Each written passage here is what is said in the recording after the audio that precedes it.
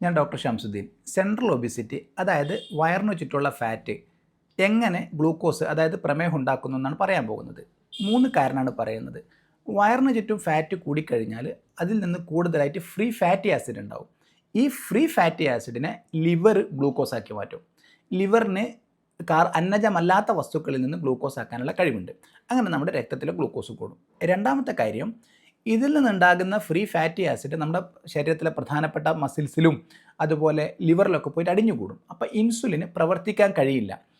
Insulin പ്രവർത്തിക്കുന്ന ഏരിയകളുണ്ട്. ആ insulin ഏരിയകൾ ബ്ലോക്ക് ആവുകയും ഇൻസുലിൻ റെസിസ്റ്റൻസ് ഉണ്ടാവുകയും ചെയ്യും. അപ്പോഴും രക്തത്തിൽ ഗ്ലൂക്കോസ് കൂടും.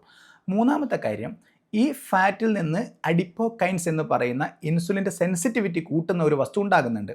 എന്നാൽ ഈ സെൻട്രൽ ഒബിസിറ്റി വയറിന് ചുറ്റും ഫാറ്റ് കൂടുമ്പോൾ പ്രോ ഇൻഫ്ലമേറ്ററി അഡിപ്പോകൈൻസ് എന്ന് പറയുന്ന ചീത്ത അഡിപ്പോകൈൻസ് ഉണ്ട്. ഈ ബാലൻസ് തെറ്റുകയും ഇൻസുലിൻ റെസിസ്റ്റൻസ് ഉണ്ടാക്കുന്ന അഡിപ്പോകൈൻസ് കൂടുകയും ചെയ്യും. അപ്പോഴും ഇൻസുലിന് പ്രവർത്തിക്കാൻ കഴിയില്ല. ഈ 3 കാരണങ്ങൾ കൊണ്ട് വയറിന് ചുറ്റുള്ള ആളുകൾക്ക് പ്രമേഹം വരാനുള്ള സാധ്യത കൂടുതലാണ്. വയറിന് ചുറ്റുള്ള എത്രയാണ് നോർമൽ അളവ് എന്ന് പറയുന്നത്, പുരുഷന്മാരിൽ അതിന് നമ്മൾ വെയ്സ്റ്റ് സർക്കംഫറൻസ് എന്ന് പറയും. പുരുഷന്മാരിൽ 90 സെൻറ്റിമീറ്ററിന് താഴെ, സ്ത്രീകളിൽ 80 സെൻറ്റിമീറ്ററിന് താഴെയുമാണ്. ഇത് നമുക്ക് കണ്ടുപിടിക്കുന്നത് നമ്മുടെ വയറിന് ചുറ്റും അളവ് ടാപ്പ് എടുത്ത് അളന്നിട്ടാണ്. നമ്മുടെ ഹിപ്പിൻ്റെ ഏറ്റവും മുകളിലത്തെ ഭാഗത്തു നിന്നും വാരിയലിൻ്റെ ഏറ്റവും താഴെയും അതിൻ്റെ ഇടക്കുള്ളൊരു ഭാഗം, അതായത് പൊക്കളിൻ്റെ തൊട്ട് മുകളിലുള്ള ഭാഗത്താണ് നമ്മൾ അളന്ന് നോക്കേണ്ടത്. എപ്പോഴും നമ്മൾ നമ്മുടെ വയറിന് ചുറ്റുള്ള ഫാറ്റ് കുറച്ച് നിലനിർത്തണം.